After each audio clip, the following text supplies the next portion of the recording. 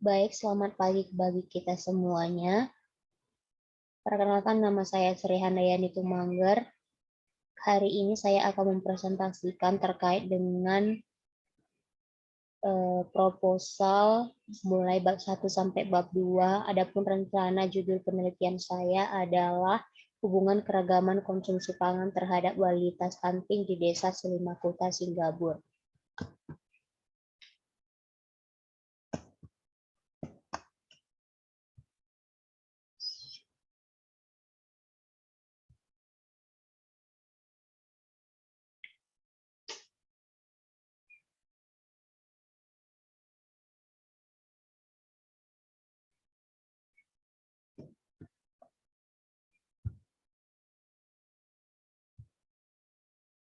Adapun agenda style hari ini itu adalah yang pertama adalah latar belakang, identifikasi masalah, pembatasan masalah, perumusan masalah, tujuan penelitian, manfaat penelitian, kajian teoritis, penelitian yang relevan, kerangka berpikir dan juga hipotesis penelitian serta daftar pustaka.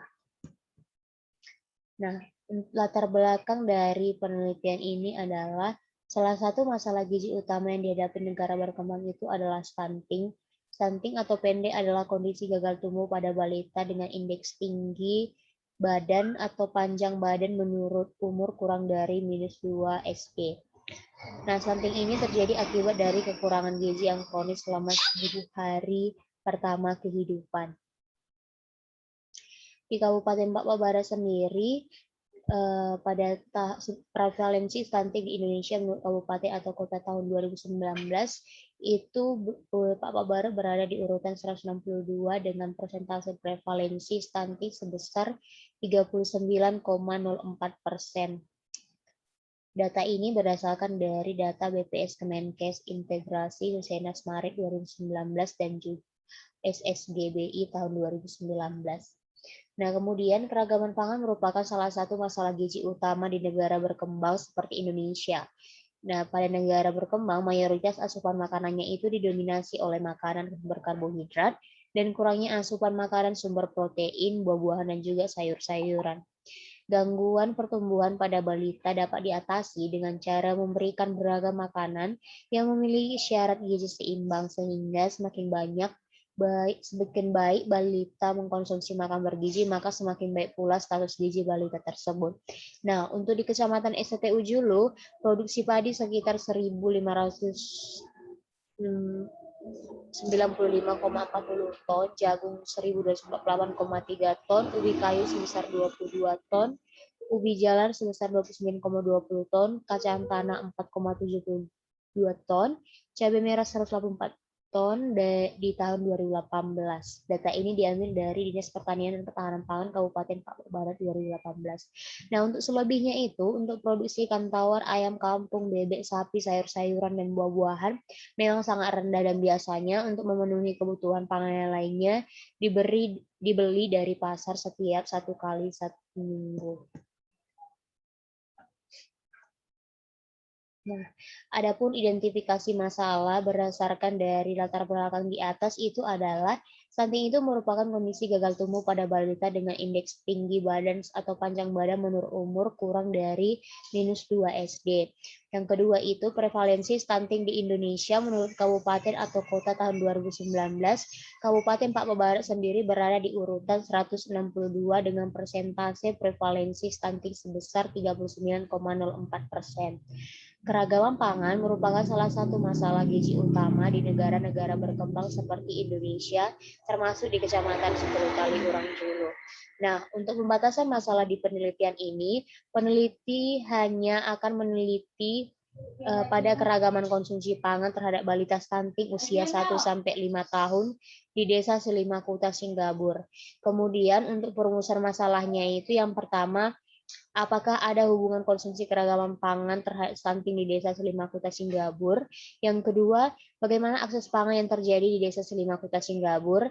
Yang ketiga, bagaimana pemanfaatan pangan di Desa Selimakuta, Singapura? Nah, untuk tujuan penelitian, adapun tujuan umum dari penelitian ini adalah untuk menganalisis hubungan konsumsi keragaman pangan terhadap stunting di Desa Sulimakuta, Singapura. Kemudian untuk tujuan khususnya itu yang pertama, menganalisis hubungan antara akses pangan seperti pengeluaran pangan dan pendapatan keluarga terhadap stunting di Desa Sulimakuta, Singapura. Kemudian yang kedua itu ada menganalisis hubungan antara pemanfaatan pangan, tingkat kecukupan energi dan protein terhadap stunting di Desa Sulimakuta, Singapura. Nah, manfaat penelitian dari penelitian ini yaitu untuk peneliti sendiri menjadi bahan proses belajar bagi peneliti, memperoleh pengalaman, pengetahuan, wawasan mengenai keragaman konsumsi pangan terhadap stunting, serta dapat menerapkan ilmu yang telah didapat selama di bangku kuliah. Kemudian bagi Fakultas Teknik Prodi Gizi Universitas Negeri Medan sebagai bahan informasi, referensi, dan pengembangan cakupan karya penelitian mengenai terhadap stunting di Desa Sulimakuta, Singapura. Kemudian bagi Puskesmas sebagai bahan informasi dan masukan mengenai stunting di Desa Sulimakuta, Singapura, sehingga menjadi bahan pertimbangan untuk merencanakan intervensi yang dapat dilakukan untuk menanggulangi stunting pada balita. Kemudian bagi masyarakat sendiri, sebagai bahan informasi tentang hubungan antara konsumsi keragaman pangan dengan stunting, dan diharapkan dapat menambah wawasan sehingga asupan makan balita menjadi lebih baik dan status gizi balita menjadi optimal. Nah, selanjutnya itu ada kajian teoritis. Nah, kajian teoritis di sini itu ada balita pendek atau stunting itu adalah status gizi yang didasarkan pada indeks panjang badan menurut umur atau tinggi badan menurut umur, di mana dalam standar antropometri, penilaian status gizi anak hasil pengukuran tersebut berada pada ambang batas Z-score di bawah -2 SD sampai dengan -3 SD. Dan di bawah -3 SD. Faktor-faktor penyebab stunting ini itu adalah pendidikan ibu, pola asuh, tingkat asupan energi, berat badan lahir rendah, serta keragaman pangan. Nah, keragaman makanan itu adalah ukuran konsumsi makanan yang bersifat kualitatif dan mencerminkan akses rumah tangga dalam mendapatkan berbagai macam makanan. Keragaman pangan juga salah satu kunci dari diet yang berkualitas dan diperkirakan dapat meningkatkan ketersediaannya kebutuhan gizi esensial untuk meningkatkan kesehatan. Nah, menurut penelitian dari Parmasanti dan juga Paratmania di tahun 2017, keragaman pangan individu ini berkaitan dengan stunting secara khusus terlihat pada status ekonomi paling rendah. Keragaman pangan tercermin dari daya beli masyarakat terhadap jenis makanannya. Nah, kemudian balita yang mempunyai asupan pangan yang tidak beragam memiliki 3,213 kali untuk mengalami stunting jika dibandingkan dengan balita yang mempunyai asupan pangan yang beragam. Berdasarkan kondisi tersebut, maka sejak bayi perlu diperkenalkan dengan berbagai macam sayuran dan buah sehingga ketika dewasa nanti anak tidak akan melakukan penolakan terhadap makanan tersebut.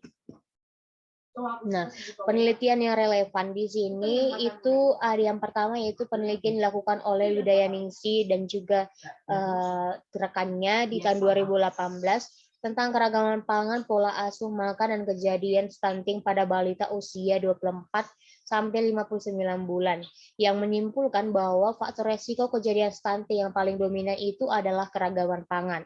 Kemudian penelitian kedua itu yang dilakukan oleh Atin Nurmayasanti dan juga Trias Mahmudiono di tahun 2019 tentang status sosial ekonomi dan keragaman pangan pada balita stunting dan non-stunting di usia 24 sampai 59 bulan di wilayah kerja Puskesmas Wilangan Kabupaten Nganjuk, menyimpulkan bahwa skor keragaman pangan pada balita stunting maupun non-stunting dari hasil IDDS tergolong rendah.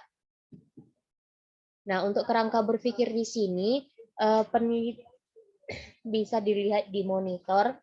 Jadi peneliti untuk yang di garis putus-putus ini peneliti tidak akan meneliti, tapi yang diteliti hanya tentang keragaman konsumsi pangan, stunting, dan juga bahan pangan. Nah, untuk hipotesis penelitian ini yaitu ada hubungan antara konsumsi keragaman pangan terhadap stunting. Nah, Bapak, Ibu, dan juga teman-teman, ini dia daftar pustaka yang saya gunakan. Bisa dilihat di sendiri. dimonitor. Baik, sampai di sini hasil persentase saya. Saya mohon maaf apabila ada salah dalam penyampaian saya. Sekian, terima kasih.